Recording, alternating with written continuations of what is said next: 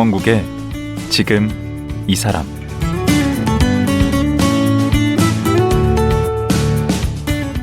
안녕하세요. 강원국입니다. 세월이 흐르면서 가족의 형태가 다양해지고 있습니다. 결혼이나 혼인신고하지 않고 동거하는 커플, 또 여러 부부들이 집안일, 양육 등을 공동으로 나눠하며 가족을 이루는 공동체 가족, 그리고 필요에 따라 일시적으로 가족을 이루는 간헐적 가족, 혹은 입양을 통해 가족을 만들어가는 분들 아주 다양한데요. 책을 만들고 글을 쓰는 백지선 씨는 결혼은 하지 않았지만 아이들이 좋아서 두 아이를 키우고 있습니다. 오늘 설날 두 아이를 입양해 키우면서 누구보다 행복하다는 백지선 씨를 만나 가족의 의미를 되새겨 보겠습니다.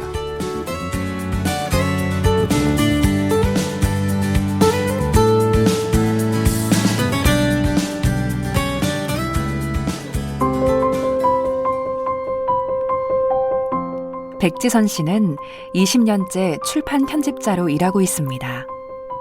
최후의 모계사회로 알려진 중국 윈난성 모서족에 대한 기사를 읽은 후 결혼하지 않고도 아이를 키울 수 있다는 생각에 2010년과 2013년 차례로 아이를 입양했습니다. 3인분 공부라는 아이디로 두 딸과 함께 세상을 배우며 살아가는 이야기를 브런치에 싣고 있습니다. 최근에 두 아이를 입양해서 키운 이야기를 쓴 책 비혼이고 아이를 키웁니다를 출간했습니다. 백지선 작가님 나오셨습니다. 안녕하세요. 안녕하세요. 예, 지금은 작가신데 작가면서 편집자시죠? 네네. 나이가 그렇게 안 들어 보이시는데 20년째 지금 편집자시라고요? 네네. 그럼 책을 몇 권이나 편집하셨어요? 세보진 않았고 100권도 넘을 것 같은데요. 100권이 넘어요? 아마 훨씬 넘을 것 저도 같아요. 출판사 생활을 1년 네. 7개월 했어요. 예. 편집자 생활. 네. 그런데 지금은 이제 대표시죠? 네네. 그럼 마지막은 어디까지 올라갔습니까? 주간을 했죠. 주간? 예. 제가 주간이에요. 네. 주간이 제일 높은 거 아니에요? 예, 맞습니다. 네? 편집에서는. 네. 올라갈 때까지 다 올라가시고 이제 차리셨구나. 네. 그런데 말이죠. 네. 아까 책 제목에도 이제 비혼이고 아이를 키웁니다. 이런 네. 책을 쓰셨어요. 네. 왜 비혼을 하신 거예요? 그 출판계에 계셔서 잘 아시겠지만 출판계에는 비혼 여성의 거의 아지트라고 할 정도로 오히려 결혼해서 아이를 키우는 여성이 오히려 더 드물거든요. 성인 단행본 쪽에서는. 예. 오히려? 예, 오히려 제가 항상 소수였고요. 네. 저랑 같은 일을 하는 성인 단행본을 만드는 편집자 중에서는 네. 아이를 키우면서 일을 하는 경우가 오히려 적었습니다. 그럼 원래 그렇게 출판사에 들어가서 비혼을 해야 되겠다 하신 건가요? 원래부터? 제가 주변에서 보니까 건가요? 그 일만 하는 여성들이 결혼을 못 하는 경우가 많은 것 같았어요. 그게 꼭 결혼을 절대 하지 말아야겠다고 생각해서 안 하는 게 아니라 일만 하다 보니까 어쩌다가 결혼이나 이제 아이를 못 키우게 되는 거고 저도 이제 입양을 생각한 게 저는 결혼을 하든 안 하든 입양을 하겠다고 생각했는데 그 이유 중 하나가 임신과 출산을 하면 직장 생활을 계속 하지 못할 거라고 생각했거든요. 예, 그래서 결혼을 하더라도 아이를 입양할 생각이었고요. 예, 또 저는 그 위기아동에 대해서 원래부터 관심이 많아서 그 보살핌이 필요한 아이들이 많다는 걸 잘 알고 있었거든요. 그래서 저도 일 때문에 아이를 낳기 어렵다고 생각했고 또 어차피 키워줘야 될 그런 보살핌이 필요한 아이들이 많기 때문에 그게 저에게도 최선이고 그런 아이들에게도 최선이라고 생각했습니다. 그럼 일하는데 지장이 없고 아이도 이제 키울 수 있으면 결혼은 하실 수도 있겠네요. 그런데 그렇게 운이 좋지 않았죠. 아니 앞으로요? 네, 앞으로요? 그거는 아주 신중해야 될 것 같거든요. 왜냐하면 가족 구성원이 변화하는 문제는 굉장히 큰 자녀들에도 영향을 미치니까 영향이 끼칠 수 있기 때문에 정말 확신이 없고서는 그런 결정을 하긴 어렵겠죠. 그리고 결정적으로 시간이 없습니다. 뭐 남자를 사귀고 이럴 시간이 없고요. 그럼 지금까지 뭐 전혀 그런 그 결혼을 안 한 거에 대한 후회 같은 건 전혀 없으시겠네. 예, 전혀 없고요. 그 결혼을 해서 잘 사는 사람들도 많이 있지만 네. 사실 절반 이하라고 생각되거든요. 결혼해서 잘 사는 분들은. 그래서 그 부분에 대해서 전혀 미련은 없습니다. 예. 일 때문이 제일 컸군요. 네. 근데 저만 그런 게 아니라 제가 알기로는 비혼 여성들이 대부분 그런 현실로 알고 있거든요. 그리고 되게 많아지고 있죠. 예. 그게 커리어에 지장이 생기고, 그러니까 일을 전혀 못한다는 게 아니라 임신과 출산 후 하면 경력 단절되고. 그러면 굉장히 저임금 일자리를 전전하게 되잖아요. 그거에 대한 두려움이 굉장히 큰 거죠. 그래요. 예. 충분히 이해는 됩니다. 예. 네. 지금 그 입양한 네. 따님이 둘이죠. 네네. 벌써 딸 얘기만 해도 그냥 팍팍 웃으시네. 그 몇 살이에요? 지금 13살, 10살. 그러면 학년으로는 초등학교 이제 첫째는 6학년 올라갈 때고요. 예. 둘째는 3학년 올라갈 시기입니다. 그게 예쁜가 봐요. 아, 정말 예쁘죠. 아니 근데 예.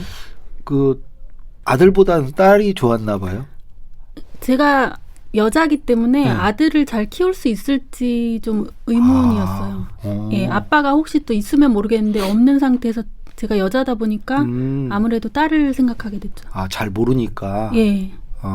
아들을 잘 키울 수 있을지 좀 의문이어서. 근데 만약에 제가 정말 돈을 많이 벌어서 한 명 더 입양할 수 있으면 그때는 아들을 입양하면 좋겠다는 생각이 드는데 그럴 능력이 될지는 모르겠습니다. 딸 둘은 감당할 수 있는 만큼 버시나 보죠? 어차피 제가 먹고 살래도 돈이 많이 필요하기 때문에 예, 제가 먹고 살기 위해서 열심히 일하다 보면 당연히 딸들도 제가 무슨 막 엄청난 사교육을 시키고 이런 게 아니기 때문에 충분히 뭐 먹고 사는 건 가능하다고 생각했고요. 제가 그리고 좀 고속 승진을 했어요. 좀 메이저 출판사에서 일하고 고속 승진을 했기 때문에 사실 급여가 그렇게 낮은 편은 아니었습니다. 아니 딱 이렇게 보면 프로라고 딱 써 있는 것 같아요. 아주 똑부러지게 일을 잘하셨을 것 같아요. 뭐 지금도 그러겠지만. 네, 감사합니다. 오늘 이제 설인데 예. 따님들한 세배 받으셨겠네 아침에. 네? 시켜야 하는 거죠. 네. 아직 막 초등학생들이니까 이게 뭐 그래요? 세배를 자발적으로 알아서 나네요. 돈 때문에 할 텐데 세뱃돈. 그렇죠. 돈을 준다면 당연히 자발적으로 하고 이게 그런 거를 세배라는 거를 설날에 해야 된다는 걸 이제 얘기를 하면은 잘 하는 거죠. 6학년이면 알아서 해야지. 근데 이 아이들을 입양하게 된 계기가 있었다고 하던데. 중국 모서족에 대한 기사를 읽고 막연하게 이제 모계 사회에 대한 꿈을 꾸게 됐는데요. 모서족이 그 아마존에스 같은데요? 그러니까 중국의 모서족은 그 자유연애를 하거든요. 그래서 아버지를 모르죠. 자유연애를 하다 보면. 그렇겠네. 예, 아버지를 모르고 이제 어머니가 키우는데 그 할머니가 가모장이 돼요. 그래서 할머니가 가장인 가부장이 아니고 가모장. 예, 가모장. 할머니가 가장인 그런 대가족에서 그 딸들과 아들들 그리고 딸들의 자녀들을 다 같이 키우면서 공동 양육을 하는 그런 시스템이죠. 예.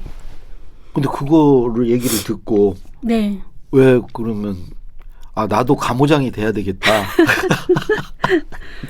그러니까 저는 모계 가족과 같이 아이를 양육하는 게 굉장히 그 일을 하는 데 있어서나 자녀를 키우는 데 있어서 굉장히 바람직하다고 생각한 게 사실 핵가족 안에서 아이를 키우기가 힘들잖아요. 그래서 여성이 고생하죠. 직장일과 아이 양육을 병행하기가 힘든 거고 그리고 우리나라 이제 조선시대에도 신사임당의 사례가 있잖아요.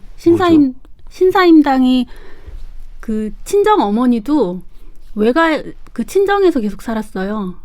그리고 신사임당도 계속 친정에서 살면서 아이들을 키웠거든요. 그래서 신사임당이 당대에도 그 예술가로 이름을 널리 떨쳤잖아요. 그러니까 본인이 하고 친정 엄마 덕분이구나. 예. 그래서 그 본인의 꿈을 다 펼치면서도 아이도 굉장히 잘 키웠잖아요. 그러니까 굉장히 이상적인 삶인데 그것은 이제 굉장히 명문 가문이라서 뭐 그런 것도 있었을 거고 네. 모서족은 아예 그냥 그 생활 양식 자체가 그런 모계 사회였던 거죠. 근데 그렇게 독신도 입양이 됩니까? 그게 2008년에야 알게 됐어요. 법이 바뀐 건 2006년 12월이었는데요. 그때 그 입양 특례법의 입양 부모의 자격 조건에서 네. 혼인 중일 것이라는 자격 조건이 있었는데 그게 삭제됐어요. 그러면서 그게 이제 2006년 12월 30일이니까 2007년부터 가능해진 거죠. 독신자의 입양이. 그래서 이제 네. 입양을 해야 되겠다고 마음을 먹을 때 그러면 어디에다 연락하고 어떻게 가신 거예요? 예, 우리가 다 아는 유명한 입양기관에 연락을 했고요. 홀트? 예. 그게 유명하긴 하네. 예. 생각이 나는 것 보니까. 네. 아, 거기 했더니. 예, 거기 상담 신청을 하고 그리고 제가 또 책을 만들다 보니까 또 입양에 대한 책을 또 10여 권 죄다 사서 다 읽었죠. 오. 그리고 나서 이제 가서. 네. 그럼 갈 때 그 혼자 그렇게 결정하시기가 어려웠을 것 같은데 그 부모님하고 미리 상의를 하고 그래야 되지 않나요? 부모님은 무조건 반대할 것이기 때문에 절대 말씀을 안 드렸고요. 그 제 형제 자매의 도움을 구했습니다. 왜냐하면 입양할 때 가족 상담을 하거든요. 아. 예, 가족이 동의하지 않으면 입양이 안 돼요. 아. 저는 이제 비혼자니까 이제 부모님의 허락을 받아야 되는데 부모님은 절대 반대하시니까 형제 자매를 동원한 거죠. 그래서 저희 오빠가 고등학교 교사예요. 예. 예, 그리고 누가 봐도 굉장히 점잖은 선비 같은 분이거든요. 그래서 예. 입양 기간에 오빠를 희생양을 삼아서 그 우리 오빠는 집안에서는 오빠가 부모님한테 나중에 예. 무슨 소리를 듣게 하려고. 우리 오빠가 이제 우리 집안에서는 부모님 같은 존재다 예. 이렇게 얘기를 해서 입양 기간하고 상담을 하고 또 제 여동생이 육아를 도와주기로 그렇게 얘기를 했거든요. 예. 그래서 입양 기간 상담을 하면서 굉장히 좋은 점수를 받았죠. 그게 예. 어느 정도 점수 이상이 돼야 됩니까? 아무나 할 수 있다고 하는 게 아닙니까? 가족들이 전적으로 동의를 해줘야지 입양을 하는 거죠. 애를 혼자 키울 수는 없기 때문에 그 혼인한 부부라면은 부부 둘 다 완벽하게 동의해야 되고 네. 저 같은 비혼자일 경우에는 그런 가족 그 부모님이나 형제자매가 동의를 해줘야지 가능한 거죠. 그래가지고 이제 네. 오빠를 희생양으로 아니요, 해서 우리 오빠는 되게 오빠는 전적으로 뭐 모르고 지원해줬고요. 가셨다가 네. 그렇게 됐는데 네. 그럼 나중에 이제 어머님이 아셨을 거 아니에요? 네네. 뭐라고 하셨? 어머님은 당연히 당장 돌려주라 그러죠. 그래서 응. 저는 아이를 입양기관에서 받자마자 바로 주민센터로 가서 출생신고를 했거든요. 혹시라도 어머니가 막 애를 다시 데려다 줄까봐 바로 주민센터로 가서 출생신고를 했습니다. 빼도 박도 못하게? 예. 그럼 그래서 어머님이 더 나시겠는데. 그래서 아이를 데려다 주면 저는 경찰에 잡혀간다 이렇게 말씀을 드렸죠. 그랬더니 뭐라고 그러세요? 애를 보면은 정말 예쁘잖아요. 막상 보면. 너무 예쁘니까 그때가 추석이었거든요. 네. 그래서 추석 연휴 때 아이를 데려가니까 어머니가 계속 본체만 일부러 안 쳐다보시는데 계속 시간이 지나니까 애가 너무 예쁜 거죠. 아니 어머님은 몇 남 몇 녀 두셨어요? 동생도 있고 오빠도 있으시다고. 네네. 몇 남 몇 녀예요? 1남 3녀. 어휴 고생하셨네. 네. 근데 거기다 또 앵겨? 근데 어머님이 자식들보다 사실 아버지 때문에 훨씬 고생을 하셨거든요. 그래서 결혼들 하기로 그래서 그러신 거예요? 저는 그 자식들이 다 성장한 이후에 어머니랑 거의 교류가 없었거든요. 근데 저희 아이들을 입양하면서 어머님을 매일 보고 매일 같이 생활을 하게 됐잖아요. 그렇죠. 그리고 저희 형제 자매들도 뭐 주말마다 시간 될 때마다 같이 모이게 됐어요. 그래서 저희 가족이 다시 뭉치게 되는 계기가 됐죠. 아니 그 네. 아이를 아예 어머니한테 맡겨뒀어요? 그렇게 무책임하게. 저는 어머니가 아이를 맡아주지 않으시면 네. 입주 가사도 그러니까 입주 아이돌보미를 고용하거나 아니면 제가 육아휴직을 할 생각이었거든요. 근데 어머니가 이제 제가 직장 생활에 지장을 받을까봐 키워주시기로 하신 거죠. 그거는 거의 반강제 아닙니까? 그 협박 아니에요? 안 봐주면은 나 회사 그만둔다? 어떻게 할 거냐? 아니 그만두는 게 아니라 결혼도 안 해. 예. 거기다가 아니 너무 원하지 감정이입하신 않는. 것 같은데. 네? 너무 감정이입하신 것 같은데. 아니 예. 그 어머님 화나실 것 같은데. 어머님 당연히 결혼하기를 바랬을 거 아니에요. 그래서 첫째를 키울 동안에도 아이한테 계속 시키셨어요. 아빠를 만들어주세요. 그거를 우리 아이한테 외우게 해서 저한테 자꾸 하라고 시켰거든요. 아, 이건 저 어머님한테는 불효를 많이 하셨네. 근데 그 전에 저희 어머니가 웃는 모습을 거의 본 적이 없어요. 아, 애가 네. 들어오기 전에는? 네네. 근데 저희 아이들을 키운 후로는 정말 너무너무 밝게 웃으시고 정말 사랑에 넘치는 모습을 보여주셨거든요. 오. 저희 어머니는 어렸을 때 너무 힘드셨기 때문에 자식들에게도 별로 사랑을 표현한 적이 없으세요. 그런데 우리 아이들을 키울 때는 정말 사랑에 넘치는 모습을 보여주셨거든요. 그게 그렇다대요? 부담을 안 가져서 네네. 그렇다대요? 예. 근데 몇 살 때 데려온 거죠, 첫째? 석 달. 석 달? 네, 신생아요. 예. 아니, 그러면 키우기 더 어렵잖아요. 저도 그렇게 생각해서 처음에 제가 한 5-6살 된 여자아이를 입양하려고 했거든요. 네. 그런데 그 입양기관의 상담사가 네. 그 5-6살 된 아이는 서로 적응하는데 오히려 너무나 많은 시간과 노력이 필요하다고 아. 제가 직장 여성이기 때문에 오히려 신생아를 키우는 게 훨씬 더 수월하다고 얘기를 하시더라고요. 아, 또 그런 면이 네네. 있겠구나. 아이가 한 6개월 정도의 낯가림이 생기거든요. 네. 그 낯가림 전에 아이를 키우면은 서로 너무 수월한 거예요. 그래가지고 네. 첫째를 이렇게 3개월 때 데려왔는데 네. 그 둘째는 그러면 텀이 어떻게 되는 거예요? 3살 차이요. 3살 차이. 그럼 첫째는 그때 한 3살 된 건가요? 4살. 4살. 예, 한국 나이로 4살 이제 때. 예. 그 간신히 이렇게 키워놓으니까 네. 또 둘째를 데려왔어요. 아니, 그때 어머님은 또 뭐라고 그러셨어요? 어머님이 이제 몇 달 동안 저희 집에 안 오셨죠. 아, 인연을 끊자. 아니, 무슨 마음으로 그러신 거예요? 아, 저는 둘째를 그렇게 원래 계획이 있었어요? 처음부터 둘째까지 그런 해야 생각이 되겠다. 있었고요. 저희 아이한테 자매가 필요하다고 생각했거든요. 예. 그럼 서로 힘이 돼줄 수 있잖아요. 아무래도 또 제가 죽은 다음에 서로 의지할 사람이 필요하고 또 아무래도 세상에 어떤 편견에 노출될 수도 있는데 같은 처지의 아이들이 서로 의지할 수 있으면 그게 인생에서 굉장히 큰 힘이 될 거라고 생각했거든요. 이건 예. 공개 입양이죠? 예, 둘 다 공개 입양입니다. 나중에 이제 좀 네. 크면은 다 얘기를 해줄 거죠? 아니요, 지금도 다 알고요. 아, 지금도 알아요? 예, 첫째는 4살 때 둘째를 입양할 때 제가 입양 기간에 계속 데리고 다녔어요. 그래서 둘째가 입양되는 과정을 다 봤어요. 첫째는. 예, 그리고 우리 집에서는 항상 입양에 대해서 자연스럽게 얘기해서 아이들이 그냥 자연스럽게 어려서부터 알고 있었고요. 그리고 입양에 대해서 좋은 그림책이나 동화책이 많거든요. 그래서 아이들이 학교 가기 전에 그 좋은 그림책들을 읽어주면서 자세하게 또 설명을 해줬습니다. 아, 역시 출판사. 그 입양 전문가들이 네. 다 하나같이 얘기하는 게 공개 입양을 하라고 하거든요. 아, 그건 왜 그러죠? 공개 입양 장단점이 뭐가 있는 거죠? 이게 비밀이라는 게 평생 유지될 수가 없고 무슨 친척이라도 뭐라고 한마디 하면 아이가 알 수밖에 없거든요. 그리고 뭐 혈액형 같은 부분도 있고.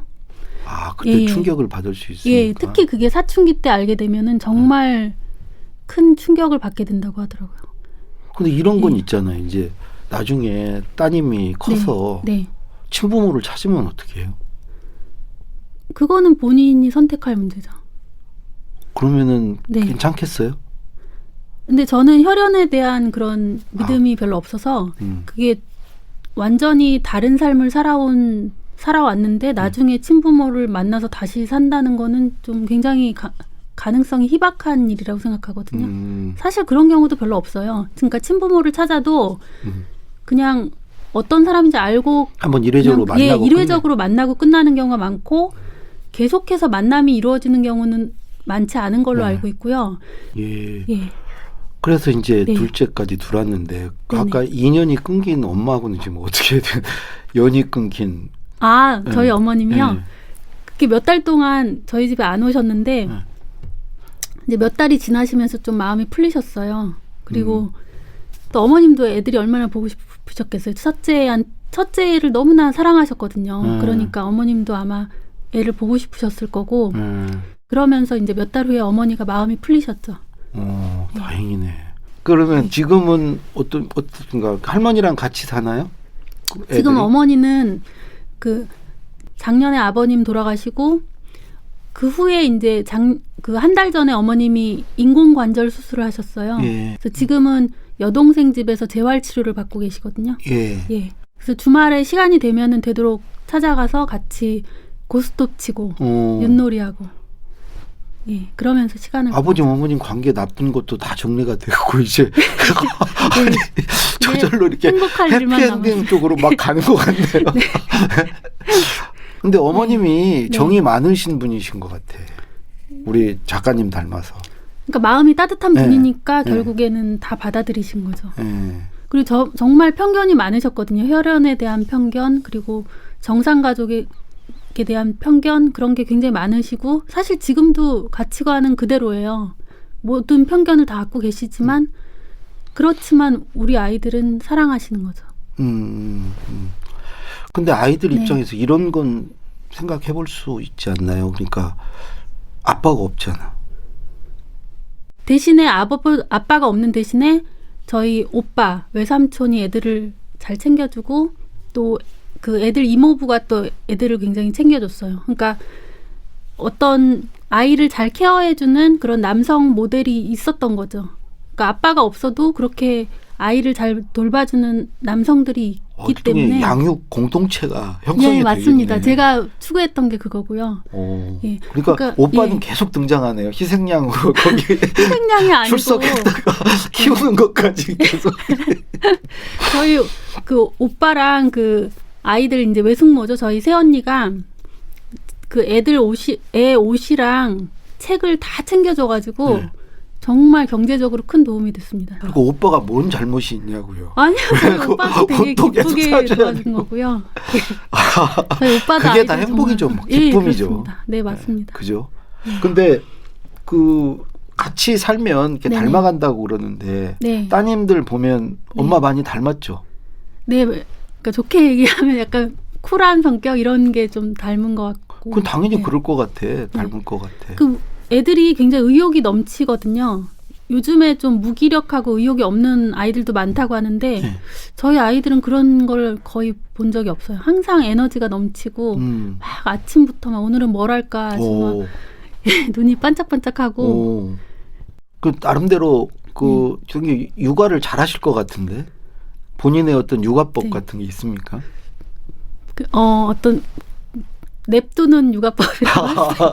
방치. 예, 냅두는 거고 이제 네. 좀 그거를 그럴듯하게 표현하면은 네. 저는 호연지기 교육법이라고 생각하거든요. 그럴듯하네. 사람들이 아이들이 굉장히 연약할 거라고 생각하는데 저는 그렇게 생각하지 않거든요. 아이들은 굉장히 강인한 존재고 늘 성장하는 존재고 그래서 저는 아이들이 강하다는 걸 믿고 뭐든지 다 극복할 수 있다고 생각하고 스스로 할 수 있는 게 많다는 걸 자꾸 알려주고 가르쳐주고 그렇게 했거든요. 만약에 아빠가 없다는 것 때문에 딴 애들이 편견을 가지면 그런 사람을 만나면 그까이 거 그냥 신경 쓰지 마. 편견을 갖는 사람이 문제고 너는 그런 걸 전혀 신경 쓸 필요 없다. 이런 식으로 가르치거든요. 아이들은 엄마를 어떻게 평가합니까? 엄마를 뭐 계속 놀려먹고 장난치고. 친구 같은 엄마입니까? 예. 친구 같은데 어떤 안전에 대한 부분이라든지 좀 기본적인 원칙에 대한 거에서는 타협이 없죠. 예. 그런 규제를 강력하게 하시는구나. 예, 예를 들어서 뭐 스마트폰 사용 시간을 제한한다든지 이런 부분은 강력하게 하죠. 그 부분은 사실 아이들의 의지로 통제할 수 있는 부분이 아니기 때문에. 네. 그래도 솔직히 네. 후회한 적이 있죠? 아니요, 전혀 없어요. 한 번도 없어요? 단 한 번도? 예. 제 인생에서 가장 잘한 일이라고 생각하는데요. 그래요? 네. 예. 제가 이렇게 그러니까 늙고 힘없는 여자지만 저는 아이들이 있기 때문에 굉장히 뿌듯하거든요. 그러니까 정말 제가 늙고 병 들어간다고 생각하는 게 아니라 우리 아이들이 이제 크고 성장하고 미래가 아이들의 것이기 때문에 항상 마음이 든든한 거죠. 막 이렇게 든든한 백이 있는 것처럼. 그 눈가가 계속 촉촉해 아이들 얘기를 할 때는. 네. 그래서 아이들을 네. 통해서 얻은 게 참 많으신가 봐. 네, 맞습니다. 그 전부 선물 같은 건가 봐. 예, 맞습니다. 우리 작가가 이 질문에 네. 그 가족이란 뭐라고 생각하세요? 이런 네. 질문이 있거든요. 그러니까 가족은 그러니까 희로애락을 함께하는 생활 공동체라고 생각하거든요. 그러니까 그것은 어떤 꼭 혼인을 통해 할 필요도 없는 거고, 꼭 출산을 통해 만들 필요도 없는 거고, 어떤 희로애락을 함께하는 어떤 공동체를 만들면 그것이 가족이라고 생각하고요. 그게 어떻게 해서 만들어졌느냐는 그게 중요하지 네네. 않다. 예. 음. 하지만 모든 사람한테 가족이 필요하다고 생각하고요. 음. 그런 비혼인들이 뭐 저처럼 아이를 입양하거나 아니면 직접 낳을 수도 있고 어떤 형태로든 가족을 이루어서 행복하게 살았으면 하거든요. 예. 근데 네. 이렇게 힘들게 나오셨는데 네. 이 책 공부를 좀 해야 되는데 책 얘기를 거의 안 했네. 지금 말씀드린 게 다 책에 나오는데. 책 제목 한번 다시 얘기해 주세요. 네. 비혼이고 아이를 키웁니다. 근데 이 책 왜 쓰신 거예요? 그 사람이 자기의 인생의 스토리를 어떻게 만드느냐가 인생을 좌우한다고 생각하거든요. 그 저희 아이들이 자신의 이야기를 앞으로 인생을 살아가면서 스스로 쓰게 되겠지만 네. 처음에 아이들이 어떻게 우리 집에 오게 되고 자라게 됐는지 그 부분은 아이들이 잘 모르잖아요. 그렇지. 그 전사를. 예, 그래서 그 기초적인 아이들의 역사를 제가 이번 기회에 다 기록하고 싶었습니다. 예, 이후의 역사는 이제 아이들 스스로 써나가야 되는 거죠. 이 비혼이고 아이를 키웁니다. 네. 이거 우리 비혼으로 살고 계신 분들 또 입양의 생각이 있으신 분들 네. 한 번씩 읽어봤으면 좋을 것 같아요. 네네. 예, 오늘 나와주셔서 고맙습니다. 네, 감사합니다. 책 비혼이고 아이를 키웁니다를 쓰신 백지선 작가였습니다.